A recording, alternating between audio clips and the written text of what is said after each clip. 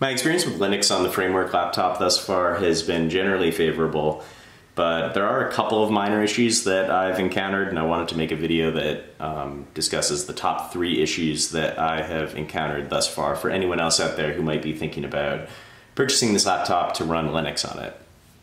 So the first is the wireless module that Framework includes with this laptop. Framework sells this laptop with an Intel AX210 Wi-Fi Bluetooth module. It's only supported with Linux kernel 5.10 and later. 5.12 seems to work quite smoothly from most accounts. There was a regression in 5.13.4 that broke Bluetooth, but I'm currently running Arch Linux under 5.14.14, and for me personally, Wi-Fi and Bluetooth are both working smoothly right now without any issues. So this is going to be something that you're going to want to pay attention to, especially if you intend to install a long-term support distribution such as Ubuntu, or a distribution that does not ship with a new kernel later than 5.10. If you're going to be installing this from an ISO and Wi-Fi as your only means of internet access, that's going to be something that you're going to want to keep in mind. Framework will also sell a vPro or non-vPro version of this wireless module. So vPro is a remote management feature from Intel. It's primarily aimed at IT professionals or people that work in sort of an enterprise environment. I don't really suspect that people who are going to be buying this laptop for Linux are going to be very interested in this, but as of right now, it's not recommended to purchase the vPro version for best compatibility with Linux. The next issue that I've run into is related to the display. So this display has a 3:2 aspect ratio, which I actually really like, but it is kind of an odd resolution. It's 2256 by 1504. I believe it's the same resolution as the Surface laptop from Microsoft. The issue is that most desktop environments have a tough time supporting scaling factors that are not whole integers. So scaling to anything other than 200% or 300%. This display being about 13 inches at this resolution, it sits kind of right in between 100% and 200%. If you select 200%, everything is kind of too big. 100% is too small.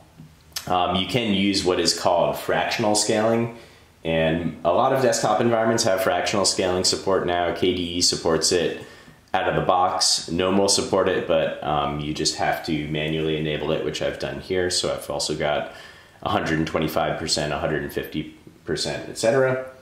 150% seems to work pretty well. That seems to be kind of the correct scaling factor, I believe, for the DPI of this display. But there are some other issues that come along with fractional scaling. There are some bugs. Certain applications appear blurry. The performance is not as good because really what the desktop environment is doing is rendering at a much higher resolution and then scaling it down.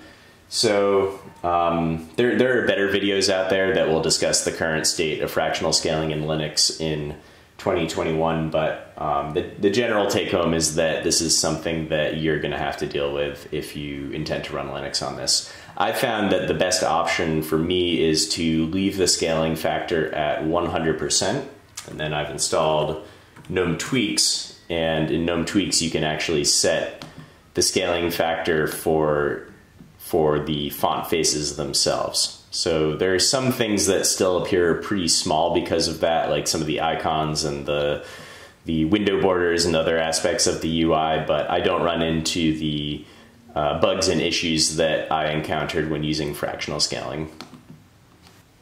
The final issue that you're likely to run into if you decide to use Linux on this is with battery life. So battery life is an issue that to be fair, it's really more of a Linux issue than an issue with the hardware on this device, but I would expect to have to do a lot of tweaking to get what most people would call acceptable battery life out of this laptop if you do decide to run Linux on it.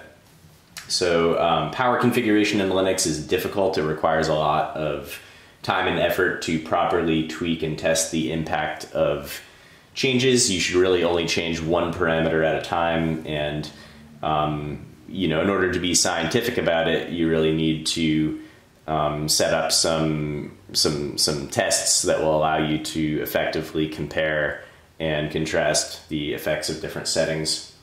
I haven't really had time to do that, but what I've done is just followed a lot of the tips that have been given in a thread on the Framework official community forum, which I'll link in the description below for anyone else who wants to follow those suggestions. But for the changes that I've made, I've been able to get around 5 hours of mixed usage on the battery on this machine. I think the general battery discharge rate is at about 7 watts, which could probably get it lower if I spent a little more effort, but that's just kind of where I ended up. It's a little bit higher right now because I've got the brightness all the way up on this. Currently it says it's about 8.5 watts, but one of the issues that is kind of interesting that I've found is there's some additional battery draw from some of the expansion modules on the side. So any of the expansion modules that are just pass-through, like the USB-C or USB Type-A modules,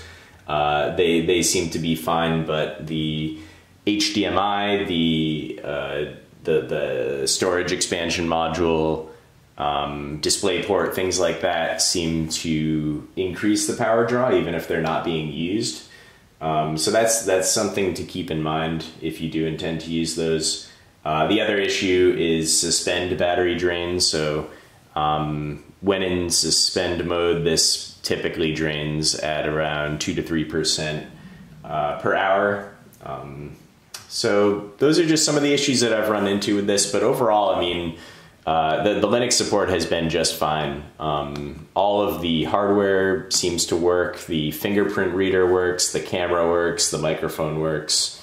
I haven't really had any major issues, so hopefully that's helpful. And if there's anything else you'd like to see me cover with respect to Linux on this laptop, or anything else about this laptop, let me know in the comments. Thanks.